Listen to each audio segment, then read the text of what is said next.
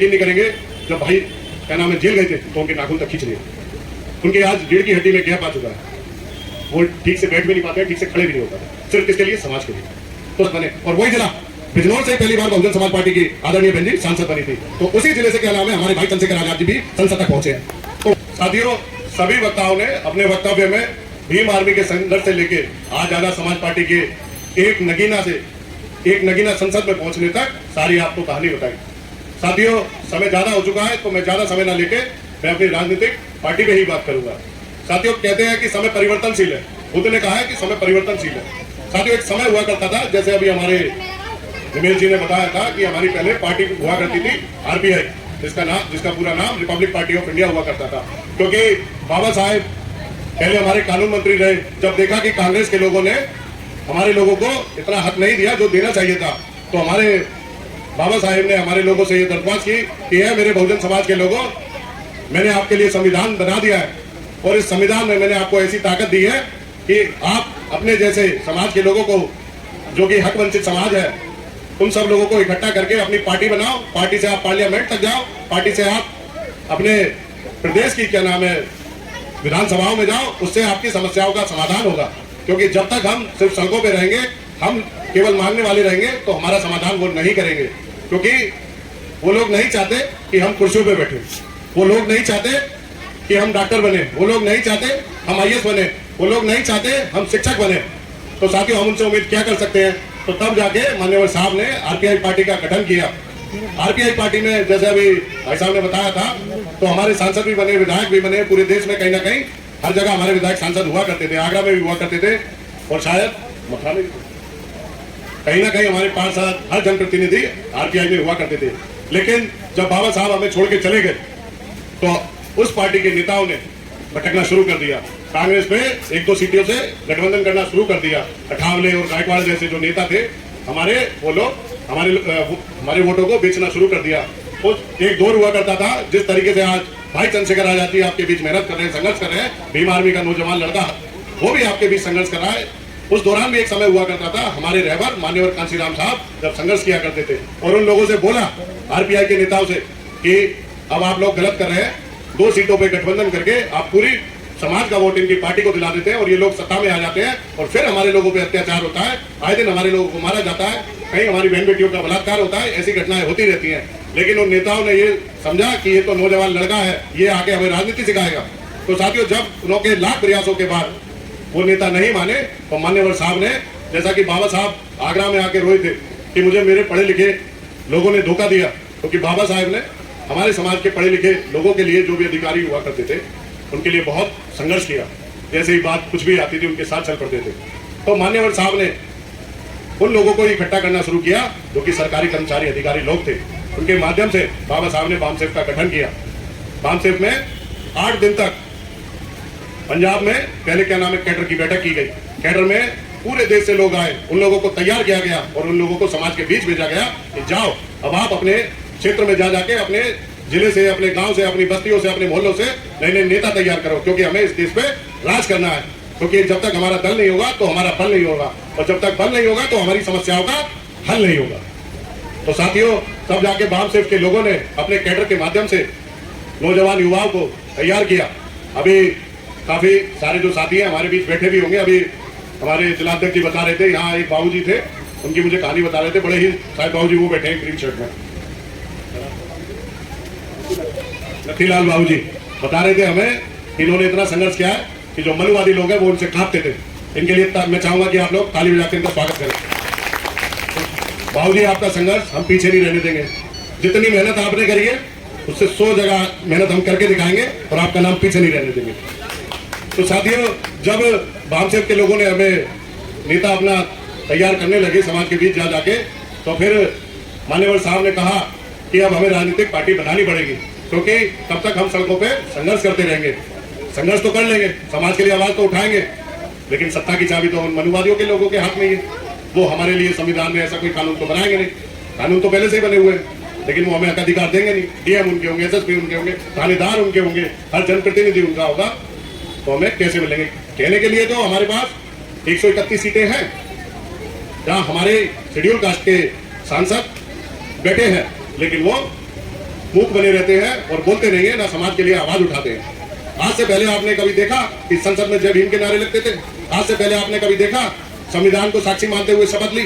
और आज ही इसी बार 18वीं लोकसभा में आपने देखा होगा, ना जाने कितने नेताओं में होड़ लगे कि हम भी जय भीम का संबोधन करेंगे। इससे पहले कोई नहीं करता था। जब भाई चंद्रशेखर आजाद जी ने जय भीम का संबोधन किया तो सभी नेताओं में होड़ लगे कि हम भी जय भीम का संबोधन करेंगे, क्योंकि वो जान गए अगर इस मनुवादी सरकार को कोई उखाड़ के फेंक सकता है तो वो अम्बेडकरवादी विचारधारा उखाड़ के फेंक सकती है। सब लोगों के पास वो मुद्दे खत्म हो चुके हैं, मंदिर के, मस्जिद के। जनता भी जान चुकी है कि मंदिर में हम कितने उलझे रहेंगे। मैं अपनी पुरानी बात पे आऊंगा। तो जब 1984 में परम पूज्य बोधिसत्व बाबा साहब अम्बेडकर जी की जयंती के उपलक्ष्य में मान्यवर साहब ने पार्टी बनाई, और साथियों 1984 के बाद पहली हमारी सांसद जो बनी थी, बहन जी बनी थी 1989 में। तो याद रखो, ये वही 35 साल पुराना इतिहास दोहराया जा रहा है कि 84 में पार्टी बनी और 89 में सांसद। वहां की जनता तय करती है बहुजनों की राजनीति, और वहां की जनता ने स्वीकार लिया है, और मुस्लिम समाज के जो भाई हैं उन लोगों ने स्वीकार लिया है। और मैं आपको बताऊं, जितने भी लोग यहाँ मंच पे बैठे हैं वो सभी लोग जानते हैं कि पहली बार ऐसा हुआ कि मुस्लिम समाज के लोग, जो हमारी मूल जाति चमार जाति बोली जाती है, वहां पे बिजनौर में जाकर चमार जाति बोलते हैं, तो हमारी जाति के लोगों से वोट मांगने गए थे कि हम सब तो एकजुट हो गए मेरे भाइयों, अब एकजुट हो गए बहुजन समाज को बना के भाई चंद्रशेखर आजाद को संसद तक पहुंचा दो, क्योंकि अब आप लोगों की कोई बुलंद आवाज कर सकता है, कोई संसद में दहाड़ सकता है, आप लोगों की कोई लड़ाई लड़ सकता है, तो वो भाई चंद्रशेखर आजाद है। तो उन लोगों ने मन बना लिया पूरी तरीके से और भाई को संसद तक भेजा। तो साथियों, जैसे पुरानी पार्टी जो हमारी रही, हमें 4-4 बार सत्ता भी प्राप्त हुई। हमारे लोग जो गांव में रहते थे वो कॉलोनियों में भी रहने लगे, हमारे लोग सरकारी महकमे में भी पहुंचने लगे, हमारे लोग राजपाट की बात करने लगे, और 2007 में हम लोगों की निष्पक्ष गवर्नमेंट आई, 2012 तक जो चली। लेकिन साथियों, जैसे ही हम लोगों की गवर्नमेंट आई और हम लोगों के बीच एक नारा लगना शुरू हो गया कि यूपी तो हुई हमारी है, अब दिल्ली की बारी है, तो वही आरएसएस और मनुवादी लोग ये सोचने पर मजबूर हो गए कि ये दिल्ली की बात करने लगे, ये राजपाट की बात करने लगे, और अगर ये दिल्ली की गद्दी पर स्थापित हो गए तो वो दिन दूर नहीं है जब हमें देश से निकाला कर देंगे। तो चीजों को समझो। तो आरएसएस के लोगों ने, जो हमारी पुरानी पार्टी है, उन लोगों को कैप्चर करना शुरू कर दिया, अपने मनुवादी लोगों को पार्टियों में भेजना शुरू कर दिया, और उन लोगों ने डरा के, जैसे आदरणीय बहन जी, मैं सलाम करता हूं कि संघर्षशील बहन जी का जो आज से 35 साल पहले खूब समाज के बीच जा जाके संघर्ष करती थी, हो सकता है शायद यहाँ भी आई होंगी, मुझे जानकारी नहीं है, लेकिन हर गली मोहल्ले में जाके बहुत संघर्ष करती थी। उनका मैं उस समय की बहन जी का संघर्ष को मैं सलाम करता हूँ, लेकिन अब मैं विरोध भी करता हूँ, क्योंकि बहन जी अब घर में बैठी हुई है। बहन जी समाज के बीच जाती नहीं है, समाज की बहन बेटियों पे आए दिन बलात्कार की घटनाएं हो रही है, हर 1 मिनट में हमारे भाइयों का अपमान हो रहा है, हर गांव बस्तियों में जाके जो सवर्ण समाज के लोग हैं, कोई पिटाई कर रहा है, कोई ठुकाई कर रहा है, थाने चौकियों में हमारी बातें नहीं सुनी जाती है। तो साथियों, कारण यही है कि आरएसएस के लोगों ने दोबारा से हमारे नेताओं को कैप्चर कर लिया, उनको डरा दिया कि बहन जी आप समाज के बीच जाएंगी तो आप पे कोई गोली मार देगा, आप पे कोई घटना कर देगा, आपके साथ कोई ये हो जाएगा। तो वो डर के कारण आज समाज के बीच संघर्ष करना उन्होंने बंद कर दिया। तो साथियों, जब 2012 के बाद हम लोगों पे अत्याचार की घटना शुरू हुई, बढ़ती गई, एक समय था कि ये घटना थोड़ी सी थम गई थी हम लोगों की सरकार आने से। तो साथियों, निर्माण होता है भीम आर्मी का। आपने सुना होगा कि जब 2017 में शब्बीरपुर कांड हुआ, जो कि परम पूज्य बोधिसत्व बाबा साहब अम्बेडकर की जयंती पे एक बार उन लोगों ने पथराव किया, सवर्ण समाज के लोगों ने, तो उसके जवाब में भाई चंद्रशेखर आजाद जी और उनकी टीम, उन लोगों ने उनका मुंह तोड़ जवाब दिया था। तो साथियों, आप यकीन नहीं करेंगे, जब भाई क्या नाम है जेल गए थे तो उनके नाखून तक खींच लिए, उनके आज रीढ़ की हड्डी में गैप आ चुका है, वो ठीक से बैठ भी नहीं पाते हैं, ठीक से खड़े भी नहीं हो पाते। सिर्फ किसके लिए? समाज के लिए। तो साथियों, जब समाज ने ऐसे नौजवान युवाओं ने संघर्ष तो किया सड़कों पे, लेकिन कुछ लोग कहते हैं कि पार्टी बनाने की जरूरत क्यों पड़ी?